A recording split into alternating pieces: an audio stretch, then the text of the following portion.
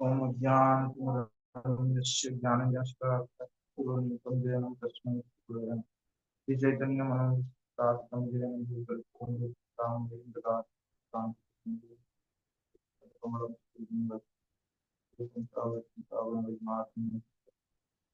सर्वैकं सर्वैकं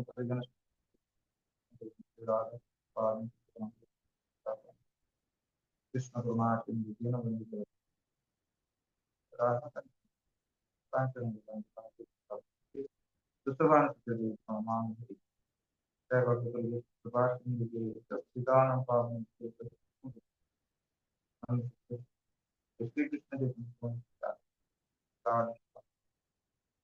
श्री कृष्ण हरे कृष्ण कृष्ण कृष्ण हरे राम हरे राम राम राम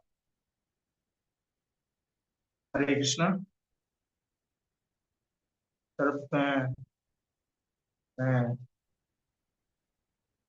नीता शिवन माता जी, रामदास प्रभु जी के चरण में दंडवत प्रणाम करते हुए माधव मेनन माता जी और राम रतन प्रभु जी के चरण में दंडवत प्रणाम करते हुए सभी वैष्णव के चरण में दंडवत प्रणाम करते हुए मैं अपना आभार प्रकट करता हूँ कि आप मेरे को ये जो सेवा प्रदान किए हैं, तो उसके लिए तो योग्यता होना चाहिए, क्या आप बोलना चाहिए, क्योंकि मैं आप लोग के सामने ही पैदा हुआ। मैं आपके सामने क्या, जो भी श्रीमद् भागवतम, हरिनाम, ये इस दुनिया का चीजें नहीं है, ये भगवत धाम का चीज है। और उसके ऊपर हम बात करना है, मतलब हम क्या बोलेंगे, भौतिक जगत का चीज पता नहीं है लेकिन आध्यात्मिक जगत के बारे में बोलना मुझे साहस कर। लेकिन यही है कि ये एक सेवा है, शुद्धिकरण, अपना शुद्धिकरण के लिए। और इससे गुरु, वैष्णव और कृष्ण प्रसन्न होते हैं। इस उद्देश्य से रख के हम थोड़ा सा चर्चा करेंगे। और उस चर्चा का विषय वस्तु यही है कि हमारा जो इंद्रिय है, उनको नियंत्रण ना करते हुए हम आगे नहीं बढ़ सकते। जैसे हम कल एक क्लास में भगवत गीता का चर्चा कर रहे थे, तो भगवत गीता में मुख्य तो 5 टॉपिक बताया गया है। लेकिन हम दूसरे एंगल से देखेंगे तो भगवत गीता का जो भी योग पद्धति भगवत प्राप्ति के लिए बोला गया है, उसका पीछे, सभी के पीछे रहता है एक चीज है, वो है इंद्रिय का संयम करना। बिना इंद्रियों का संयम करते हुए हम आध्यात्मिक मार्ग में अग्रसर नहीं होते। तो एक स्टोरी है। एक बार क्या होता है, एक राजा अपने जो पुत्र है उसको गुरुकुल को भेजने के लिए प्रयास प्रयत्न करता है। वो बोलता है, देखो, तुमको मेरा वारिस बनना है, नेक्स्ट राजा बनना है, तो उसके लिए योग्य होना चाहिए। उस योग्यता प्राप्ति करने के लिए तुमको गुरुकुल जाना पड़ेगा। हालांकि जो राजकुमार है, उसको इच्छा नहीं था, उसको घर में रह के व जो राजा का सुख सुविधा लेके आराम से जीवन काटना था। लेकिन पिता का आदेश है, तो इसीलिए वो जाता है गुरुकुल। और गुरुकुल जब जाता है राजा, उनके साथ में एक सर्वेंट को भी भेज देते हैं ताकि उसका जत्न लेने के लिए। तो जैसे गुरुकुल में जाता है और गुरु का आश्रय लेता है, तो गुरु का आश्रय जब आश्रम में रहता है, उसका ये जो सर्वेंट है वो उसको बराबर ख्याल रखता है, उसका खान पीन का सारा। तो गुरुकुल का जो नियम होता है, गुरु बताते हैं क्या खाना चाहिए क्या नहीं खाना चाहिए, लेकिन वो सात्विक होता है, तो उसको पसंद नहीं आता कि तो ना, जो राजपुत्र को, तो इसलिए अपने सर्वेंट को बोलता है मेरे लिए अलग बनाओ। तो सर्वेंट उसको अच्छा अच्छा खाना बना के देता है और वो आराम से। लेकिन गुरु देखते हैं कि इसका जो गुरुकुल में आके उसका कुछ परिवर्तन नहीं होता है, तो फिर ध्यान देते हैं कि वो खाना ऐसे खा रहा है, तो गुरु क्या करते हैं, वो सर्वेंट को बोलते हैं कि तुम ऐसा खाना मत दो, और जो सात्विक खाना है उसको दो। लेकिन वो जो सर्वेंट है वो बोलता है, नहीं, मेरे को तो हमारा मास्टर जो है वो बताया है, तो इसलिए मैं उसको देता हूँ, मैं इसे नहीं मानता। तो गुरु फिर बोलते देखते हैं तो ऐसे नहीं होता है, तो गुरु राजा को मैसेज पास करते हैं कि ऐसा चीजें है। तो राजा जैसे जानने लगते हैं कि ऐसा हो रहा है, जो मैं जिस उद्देश्य से भेजा हूँ उसका कुछ फायदा नहीं हो रहा है, तो फिर एक इंस्ट्रक्शन देते हैं किसको, जो सर्वेंट को, कि जो गुरु बताते हैं उसी से खाना खाओ, खाना बनाओ, या जो भी सेवा करना है करो। तो अभी क्या होता है, देखते हैं कि उसका जो राजा राज का पुत्र है उसमें परिवर्तन आने लगता है, उसमें सात्विक गुण आने लगता है। तो धीरे धीरे उसको फिर गुरु बोलते हैं, तुम एक मौन व्रत करो, कम बात करो। ज्यादा, क्योंकि ज्यादा हम बात करने लगते हैं तो क्या होता है ना, हमारा जो सोचने का शक्ति बंद हो जाता है। हम बोलते रहते हैं, लेकिन सोचेंगे कब? पहले सोचो, पहले मेडिटेट करो, उसके बाद कुछ बोलना है तो ठीक। तो ऐसे गुरु जब आदेश देते हैं फिर धीरे धीरे वो व्रत करने लगते हैं, फिर सप्ताह में एक पूरा कंप्लीट मौन व्रत रखते हैं।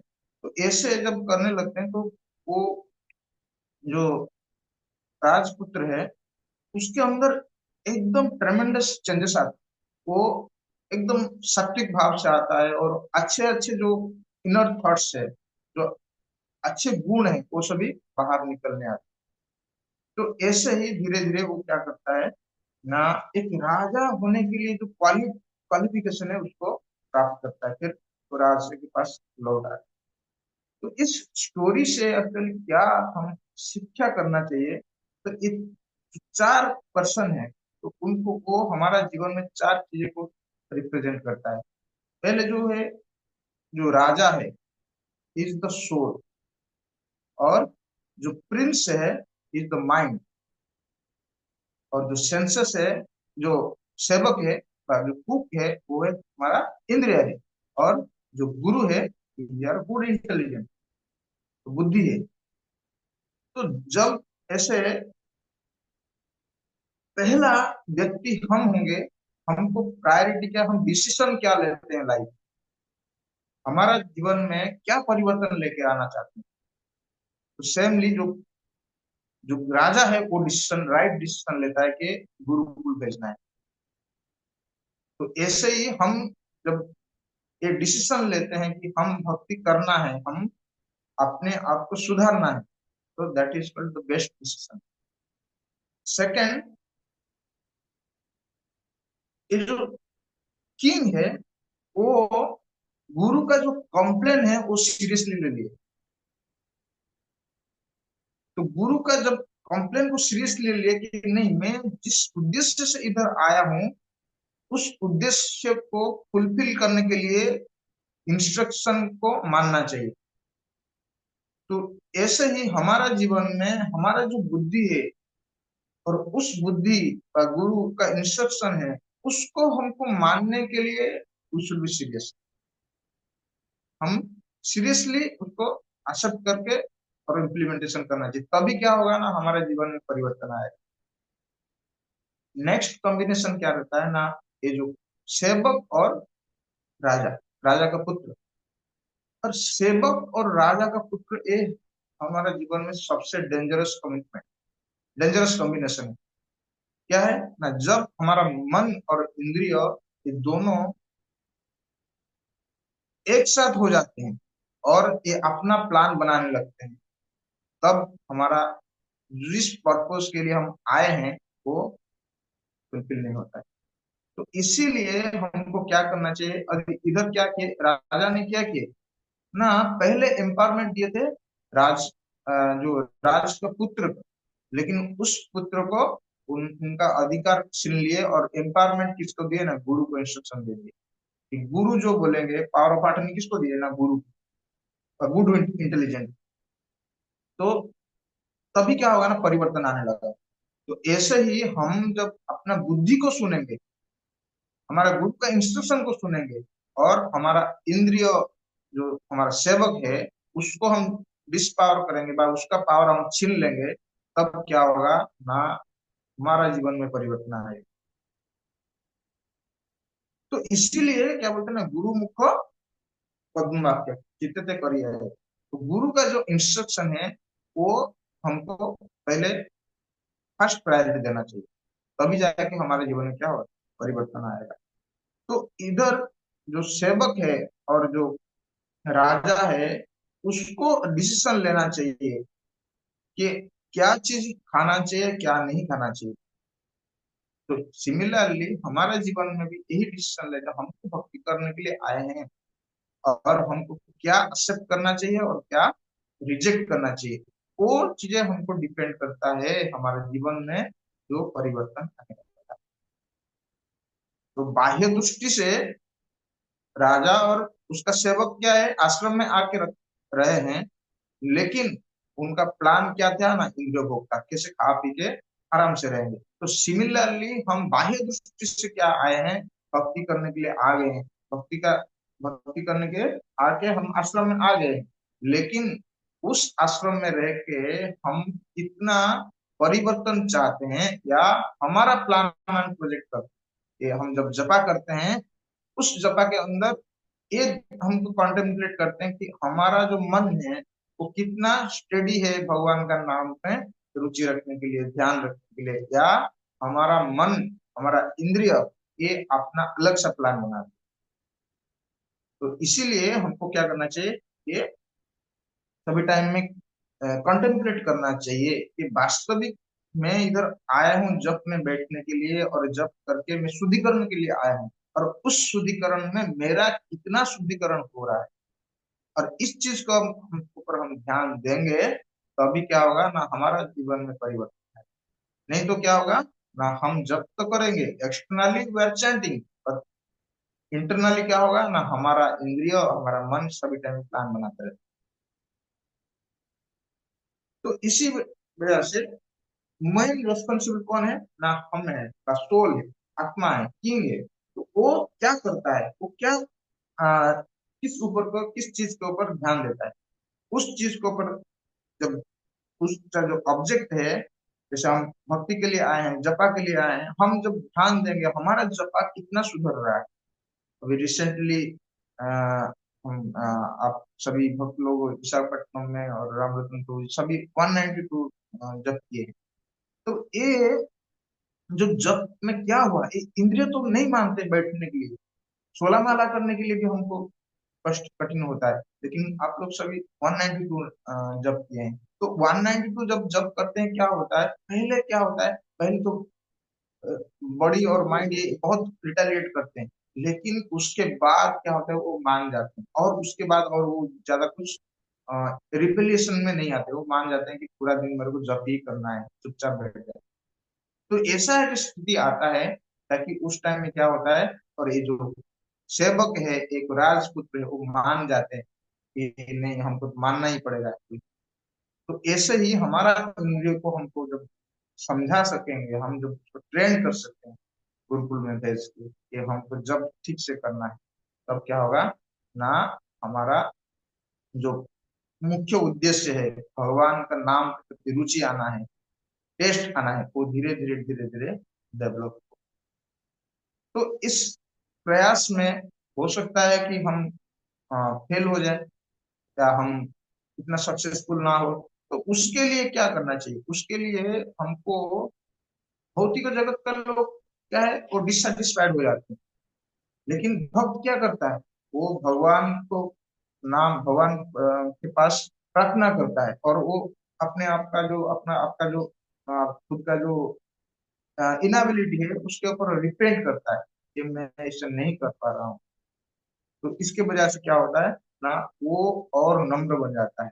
तो उसके नम्रता से क्या होता है ना, उसका हृदय भगवान का मर्जी को प्राप्त करने के लिए योग्य बन जाता है। ऐसे श्रीमद् भागवतम में जब नारद मुनि व्यासदेव को बोलते हैं, एक श्लोक है Shrimad Bhagavatam first second fifth chapter 19 shloka में बता देता हूँ।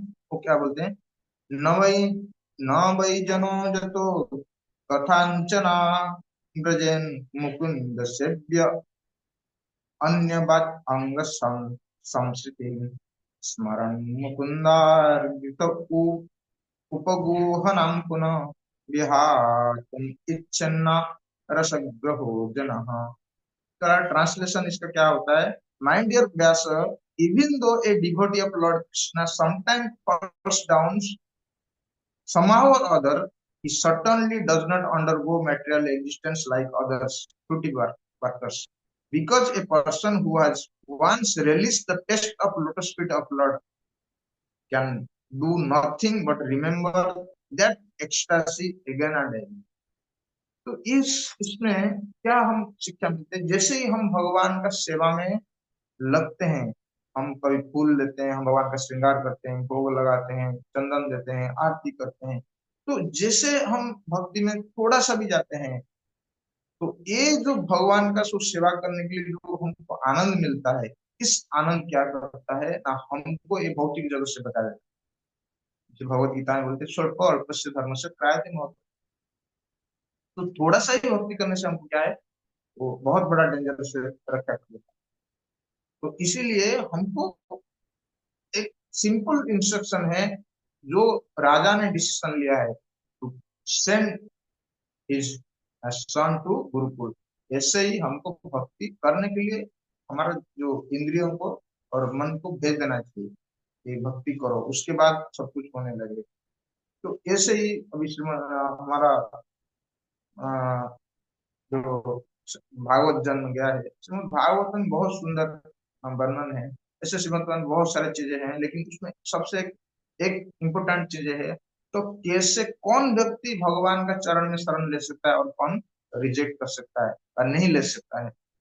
तो उसके लिए सबसे इम्पोर्टेंट क्या है, वो भगवत दर्शन होना चाहिए। तो भगवत दर्शन के लिए क्या है, पहले हम भगवान को वेलकम करना चाहिए अपने हृदय में। तो वेलकम करने के लिए हमको पता होना चाहिए ही इज प्रेजेंट हियर। तो सिमिलरली हम जब ये अनुभव करेंगे, भगवान नाम नामकारी बहुधा निज सर्वशक्ति, भगवान अपने नाम में है, तब हम क्या करेंगे ना, भगवान को वेलकम करेंगे हृदय में। जैसे भाई chanting attentively and hearing attentively. तो हमको भगवान का नाम शुद्ध से प्रोनाउंस करना चाहिए और उसको श्रवण करना चाहिए। This is the welcoming Krishna into our heart, and slowly all our, हमारे जितना सभी अनर्थ है, जैसे हम तो राजपुत्र का परिवर्तन हो गया हमारे हृदय में, भी ऐसे ही परिवर्तन आने लगेगा। हरे कृष्ण। श्री प्रभुपाद।